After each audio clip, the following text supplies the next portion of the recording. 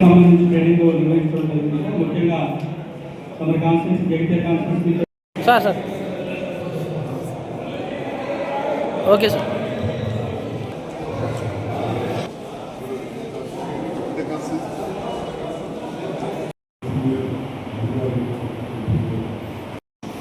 DP గారు MLA గారికి స్వాగతం పలకడం జరుగుతుంది. ఇబ్బందుల పైన కొంతవరకు అవగాహన తెచ్చుకోవడం పూర్తి వరకు రాదు. ఎందుకంటే మనం అందరం కూడా నిత్య విద్యార్థులు ఎప్పుడో కొత్తలో తెలుసుకుని ఉంటుంది. నేను ఉదాహరణకి డాక్టర్గా చేరినప్పుడు ఒకటి ఉండేది ఎంబీబీఎస్ అటెండ్ చేసినాక కళ్ళదంగా పీసీఎం పోస్ట్ గ్రాడ్యుయేషన్ ఆడ చేరినప్పుడు స్పెండ్ అయితే ఒక రకంగా ఉంటుంది. 3 ఏళ్ళలో పాస్ అయ్యే వరకు మారిపోయింది మొత్తం. మళ్ళీ ఇంకొక 5 ఏళ్ళకి ఇంకొక మార్పు. ఇప్పుడు 35 ఏళ్ళు వస్తుంది మార్పు ఎప్పటికప్పుడు అప్డేట్ అవుతూ పోతుంది. కాబట్టి ఇంజనీరింగ్ పదార్థం తినడం వాళ్ళు ఎట్టు జరగవుతున్నారు. సో ఇవాళ 6 ఏళ్ళలో మా శిశురామ పోలీసు సార్ ఇవ్వతుంది సార్ అంటే నిరంతరం మనం విద్యార్థులు ఇబ్బందుల పైన కొంతవరకు అవగాహన తెచ్చుకోవడం పూర్తి వరకు రాదు. ఎందుకంటే మనం అందరం కూడా నిత్య విద్యార్థులు ఎప్పుడో కొత్తలో తెలుసుకుని ఉంటుంది. నేను ఉదాహరణకి డాక్టర్గా చేరినప్పుడు ఒకటి ఉండేది ఎంబీబీఎస్ అటెండ్ చేసినాక కళ్ళదంగా పీసీఎం పోస్ట్ గ్రాడ్యుయేషన్ ఆడ చేరినప్పుడు స్పెండ్ అయితే ఒక రకంగా ఉంటుంది. 3 ఏళ్ళలో పాస్ అయ్యే వరకు మారిపోయింది మొత్తం. మళ్ళీ ఇంకొక 5 ఏళ్ళకి ఇంకొక మార్పు. ఇప్పుడు 35 ఏళ్ళు వస్తుంది మార్పు ఎప్పటికప్పుడు అప్డేట్ అవుతూ పోతుంది. కాబట్టి ఇంజనీరింగ్ పదార్థం తినడం వాళ్ళు ఎట్టు జరగవుతున్నారు. సో ఇవాళ 6 ఏళ్ళలో మా శిశురామ పోలీసు సార్ ఇవ్వతుంది సార్ అంటే నిరంతరం మనం విద్యార్థులు ఆ చెత్తంతా నల్లగొండ గారు పోతుంది. అలా మా 2 ఊకలు వెళ్తుండే గవర్నమెంట్ బాగుంటాం ఎప్పుడు తల్లి కదా ఆ తల్లికి ఈ గుట్టలు పెట్టాం. ఈ గుట్టలు పెట్టి నాకు పెడుతున్నాం. ఇక రేపటి నాడు మరి ఆ 300 ఇండ్లు 300 ఇండ్లు వల్లే జగిత్యాల చెత్త పడిన అంటారు. ఇది 5,000 ఇండ్లు ఉన్నాయి. 5,000 జగిత్యాల చెత్త పొందదు రాదని చెప్పి సారక్కడ జగిత్యాల మున్సిపల్ కమిషనర్ ఇచ్చారు. రోజు ప్రతి వారం పోవడం అక్కడ మహిళలు వినిపించుకోవడం ఇక్కడ విపరీతమైన నిధులు తీసుకొచ్చినా ఈ ప్రభుత్వం వచ్చినాక ఖర్చు పెట్టాలి. అక్కడ 30 కోట్లు ప్రతి వాడ రోడ్ పోలేదు. ప్రతి వాడ ఇక్కడ అక్కడ ఉన్న ఆర్మీకి చెప్పి మహిళా సంఘాలకు చెప్పి మహిళలందరూ గమనించారు. ఎప్పటికే కొడుకులో రోడ్ అయితే నమ్మకమైన వాళ్ళకి చేస్తారని చెప్పి నన్ను గెలిపించి కూడా అక్కడ నమ్మకాడు. ఇది మీకు ఇదే సోలు పెడు ప్రాబ్లము ఇది ఏకగ్రీవానికి గెలిచాడు సర్పంచ్. ఎందుకంటే అంతమంది మంచిగా పనిచేశారు. ఆ సోదరులు అంతమంది ఎంపీగా పనిచేశారు. ఇక్కడ మరి అట్లా ఎంతమంది ఉంటారు ఉన్నా కానీ మళ్ళీ మనకు అధికారులతో ప్రత్యేకించి ఇప్పుడైనా రాయకల్ మండలం పోయేసినప్పుడు ఒక మాజీ సర్పంచ్ అంటా ఉన్నాను. సార్ ఈజీఎస్ నేను బాగా పనిచేసిన సార్ అది రికార్డ్ అయితే లేదు. మరి అగ్రిమెంట్ ఏదాన్ని మీరు చేసుకోలేదు.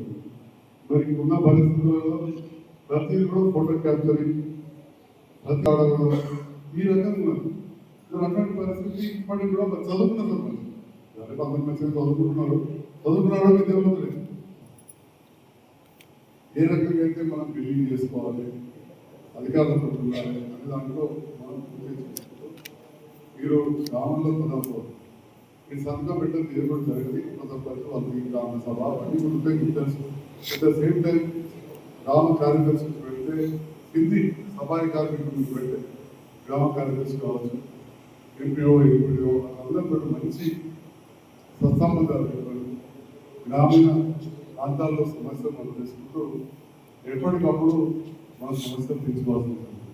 దీంట్లో మరి చూస్తూ ఉంటారు ఇళ్ళ సమస్య ప్రధాన సమస్య ఉంటుంది. శానిటేషన్ అంతకుముందు అయితే ఓ రిక్షా ఉంటుండే లేకపోతే దగ్గర పోవు. కానీ ట్రాక్టర్ వచ్చినా కానీ ఆ చెత్త తీయని పరిస్థితి ఉంది. వీటి ప్రధాన కారణం ప్లాస్టిక్. వెనుకటి కాలంలో ఇంటికి పెండబోలు ఉంటుండే ఏదో ఉన్నా తీసుకుపోయి అలా పడే రోడ్డు రాకపోవు. ఇప్పుడు ప్రతి రోజు తీసుకొచ్చి వీడిగా ఆ కంపార్ట్మెంట్ వెళ్తే ప్లాస్టిక్ గ్లాసులు ప్లాస్టిక్ కవర్లు తీసుకొని వెళ్తా ఉంటుంది. దీనిన్న సార్లు పొద్దున పోయి సాయంత్రం ఇదేద్దాం అది ప్లాస్టిక్ తీసేద్దాం. చాలా సింపుల్. సో గ్రామాలలో ఇప్పుడు ప్రధాన సమస్య ఈ ప్లాస్టిక్ వల్ల విపరీతమైన మన వ్యర్థ పదార్థాలు రావడంతో చాలా ఇబ్బంది. దాంతో పాటుగా ఆన్లైన్లో మనం సామాన్లు తెప్పించుకుంటాం. వాటికి ఇంత సామాన్లు అలవాటుకుంటాం. గడియారం దగ్గరికి వెళ్ళి అట్లా ఓటుకుంటే ఏ షాపు దగ్గర పోయినా ఆ ట్రాక్టర్ తిరుగుతుంది, బట్టలు దుకాణం పంపిస్తుంది. అంటే మన పని ప్రైవేట్ వాళ్ళకి చేసినట్టు ఉంటుంది. లేదా గ్రామాలలో ఫిర్యాదు ఇక్కడ పెట్టింది చూసేది. ఓకే, ఒక రకంగా సమస్య చేస్తారు. ఇన్ని డబ్బులు పెట్టుకోవాలి కట్టించాడు, మామూలు లేవు మామూలు లేవు చేసిన నాకున్న రాజకీయ అనుభవం అంటే కుటుంబ నేపథ్యం అనుభవం చాలా రాష్ట్రంలో highest. But at the same time Jagtial అత్యంత పురాతన మున్సిపాలిటీ. దాదాపు 1,50,000 జనాభా 250,000 మంది ఉంటాయి. కాబట్టి మీరు ఎంపీఓ సహకారంతో జిల్లా అధికారి ఇక్కడ PDDO ఉన్నారు. ఒక 2 మహిళా సంఘాలు 10-10 లక్షలతో 30 లక్షలతో గొడవ కట్టుకుంటే మన బాగుపడతాం. 50-60 లక్షలు అంత డబ్బు కట్టాలంటే మన వాళ్ళకి కూడా అంత సంవత్సరాలు అంత శక్తి ఉండదు. ఇప్పుడు కొంత మేరకు ఉన్న వాళ్ళు కానీ ఎవరైనా కాంట్రాక్టర్ పట్టుకుంటే అయితే వీలంత తొందరగా చేసుకోవాలి. దయచేసి ఎందుకంటే మీకు తెలుసు Mahatma Gandhi rural employment scheme అదేగా పేరు మారింది. ఓకే, రాహుల్ పేరు వచ్చింది, సంతోషం. కానీ నిబంధనలు చాలా కఠినంగా ఉన్నాయి. మరి అప్పుడు ఇబ్బంది అవుతుంది. తొందరగా పనిచేసి మొదలుపెట్టాం. ఇవాళ గ్రామీణ పంట వల్ల మొదలుపెట్టాం. రేపు కూడా ఇక్కడ ఉన్నట్టు తొందరగా గ్రామాలలో ఉన్న నిధులను సద్వినియోగం చేసుకోవాలి.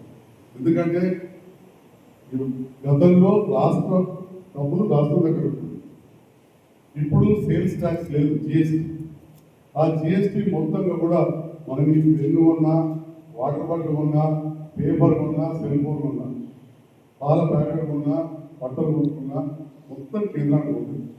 పోయిన దాంట్లో మనం ₹1 కోటి కంటే 40 లక్షల రూపాయలు మనకు వస్తుంది. ఆ 40 లక్షలు మనకు విద్య కావచ్చు, మన పల్లె దవాఖాన కావచ్చు, ఆయుష్మాన్ కేంద్రాలు లేదా ఫిఫ్టీ ఫైనాన్స్ కావచ్చు, ఈజీఎస్ కావచ్చు, ఇక ఏదైనా తీసుకోండి. మనం పంపేదంటే తెలంగాణ రాష్ట్రం పంపేదంటే 41% మాత్రమే వస్తుంది. ఇది అధికారికంగా శాసనసభ్యులు ఎదుగుతారు. కొన్ని రాష్ట్రాలు బీహార్, ఉత్తరప్రదేశ్ వంటి రాష్ట్రాలు ₹100 కడితే వాళ్ళకి ₹300, ₹200 వస్తుంది. కానీ ధనిక రాష్ట్రాలైన మన కర్ణాటక, కేరళ, తమిళనాడు, తెలంగాణ, మహారాష్ట్ర, గుజరాత్, హర్యానా, పంజాబ్ లాంటి ఎక్కువ డబ్బులు కేంద్రానికి ఇచ్చేది. తప్ప అక్కడి నుంచి వస్తుంది వాపస్. తప్పకుండా వాడుకోవాల్సింది. ఎందుకంటే దేశ రక్షణ కూడా మనం ముఖ్యం. దేశం అంతా మంచిగా ఉండాలి. పేదవాళ్ళకి మనం పంచాలి ముందు. కానీ తప్పస్తుంది. అక్కడ ఏమైంది, రాజకీయం మాట్లాడుతుంది. కొద్దిగా అధికార పార్టీ కంట్రోల్లో ఢిల్లీకి వేరే వేరే స్కీమ్లో ఎక్కిస్తుంది. మనకు వచ్చేసరికి తప్పదు. ఇప్పుడు ఉపాధి హామీలు ఏమైతుంది, 40% రాష్ట్ర ప్రభుత్వం భరించాలని ఒక స్కీమ్ ఉంది. కాబట్టి ఇవన్నీ ఎక్కువ నేను దాంట్లో పోకుండా రాజకీయాలకు మాట్లాడడం కానీ వీళ్ళు కానీ కొత్తగా ఎన్నికలు కాబట్టి సర్పంచ్ మా మహిళా సోదరులు కావచ్చు, ఇక్కడ మా సోదరులు తొందరగా ఈ స్కీమ్ మొదలుపెట్టు. వీళ్ళని తొందరగా మనం చూపిస్తే మనకు కట్టిన వాళ్ళైతే మీకు కూడా ఆడబిడ్డలకు కట్టిన పేరవుతుంది. గ్రామం మీద కూడా ఒక ఎన్నికట్టు పేరవుతుంది. శాశ్వతంగా నిలుచుకుంటాం. మీరైనా మేమైనా ప్రజల సమస్యలకు కొంత శాశ్వత పరిష్కారం చూసే విధంగా ఉండాలని చెప్పి కూడా జ్ఞానం. ఇవాళ ఇల్లు కట్టినాం, ఇవాళ నాకు పేరు వచ్చింది. జైత్యాల 89 బూతులు ఉండేవి. 89 పోలింగ్ స్టేషన్లలో నా ప్రధాన పత్రం ఏంటంటే ఇంపార్టెన్స్. ప్రజలు వేసి గెలిపించమని గుర్తిస్తారు. మన సేవ ప్రభుత్వానికి వ్యతిరేకత ఉండే మా సెక్రటరీ వచ్చాడు సార్ ముంబైలో కలిగినంత పరిస్థితులు ఎక్కడో ఉందని చెప్పి 6 గంటల కింద. కానీ మనం చేసిన పని ఆ గుర్తింపు దాన్ని మళ్ళీ అనుకూలంగా రిజల్ట్ ఉంటాయి. రాజకీయాలు ఇందులో కూడా రకరకాల పార్టీల వారు ఉంటారు, తప్పేం లేదు. ప్రజాస్వామ్యంలో ప్రతిపక్షం ఉండాల్సింది ఉన్నప్పుడే అది చూసి. కానీ ప్రతిపక్షం అనేది కూడా ఒక సరైన పాత్ర పోషించాలి. ఎప్పుడు పడగాల్సి కేంద్ర సర్పంచ్ కేసు వాళ్ళకి ప్రతిపక్షం కూడా కష్టం. అలా కాకుండా మన ఒక మంచి ఇదిగా ఉండాలని చెప్పి ఈ సందర్భంలో తెలియజేస్తూ నీళ్లు కావచ్చు, కరెంట్ కావచ్చు, శానిటైజేషన్ విషయంలో ప్రధాన సమస్య ప్లాస్టిక్ ఉంటుంది. అదే మనం మూల కట్టబడుతుంది. మనం మా అందరం పోయిన తప్పనిసరిగా నీళ్ళు పోతున్నాయని చెప్పి సూర్యవారం ఉన్న ప్లాస్టిక్ సీసాలను అడగాయించింది. కలవ దగ్గర పోవాలి కదా, ఇంకొక పైపు ఉంటుంది మోస్ట్కి అట్లా జగిత్యాల టౌన్లో కూడా అదే పరిస్థితి ఉన్నది. ఇవాళ అలాంటిది మా గ్రామాలలో కూడా ఈ ప్లాస్టిక్ తోటి చాలా సమస్య ఉన్న సందర్భాలు మనం చూస్తా ఉన్నాం. మరి మీరందరూ కూడా నూతనంగా గెలిచారు. నేను రెండవసారి గెలిచిన తర్వాత మొదటిసారి చూసిన అనుభవం గ్రామాన మహిళా సంఘ భవనాలకు ఒక ప్రత్యేకమైన విజయం ఉండాలి. మనము గోదాములు కడుతున్నాం, ఏదో పెస్టిసైడ్స్ అప్లై చేస్తున్నాం, ఎరువులు అప్పుడే ఇంత టైంలో సెటరైజ్ ఎంత ఎందుకు వర్కర్స్ అని చెప్పి ఇదే మదన్ గారు అప్పుడు ఎన్నికలు ఉన్నప్పుడు 27వ తేదీ 1వ నెల 2025 ఒక లెటర్ రాస్తుంది. 20 ఆఫీసర్లు కూర్చొని ఎంపీడీ గారు కూర్చొని ఈజీఎస్ నిధులను మనం సద్వినియోగం చేసుకోవాలి. అంతకుముందు రైతు వేదికలు మనం కట్టినాం. అందులో ఈజీఎస్ నిధులు చేస్తే మనం ఆ కిటికీలకు పర్మిషన్ తీసుకోకపోవడం వల్ల 114 కోట్లు తెలంగాణ రాష్ట్ర ప్రభుత్వం కేంద్ర ప్రభుత్వానికి తిరిగి చెల్లించాల్సి వచ్చింది. సో ఈసారి అలా కావద్దని చెప్పి సృజన గారికి ఐఏఎస్ మేడం ఇక్కడ నుంచి లెటర్ రాయించి కాపాడుతాను. నేను ప్రత్యేకంగా ఆ లెటర్ ఉంటుంది, representation of MLA doctor Sanjay Kumar అని ఉంటుంది నా పేరు. లెటర్ రాసి నేను ప్రత్యేకంగా ఎదురు కూర్చొని ఇట్లాంటి ఒక యువ ఎంపీలో మేడం దగ్గర మణికాడ నీకు వచ్చినా ఎన్నిసార్లు మణికాడ. సో ఆఫీస్ పోవాలి, అక్కడ కూర్చోవాలి, మొత్తం మేడం తోటి ఢిల్లీకి రాయించి ఇవాళ మీ మహిళా సంఘాలు కావచ్చు వాటికి డిజైన్ తీసుకొచ్చి వాటికి కిటికీలు పెట్టే విధంగా ఆ గోదాము పెట్టడానికి అదం గోదాము మనం చూసాం కదా, దేశాల తర్వాత ఉంటాయి, మోరపల్లి ఉంటుంది, పొరల్లో పెట్టాం, కిటికీలు ఉన్నాయి, తాతలో పెట్టాం, ఇట్లా మహిళలో పెట్టాం. ఇప్పుడు కిటికీలు పెట్టుకోవాలి.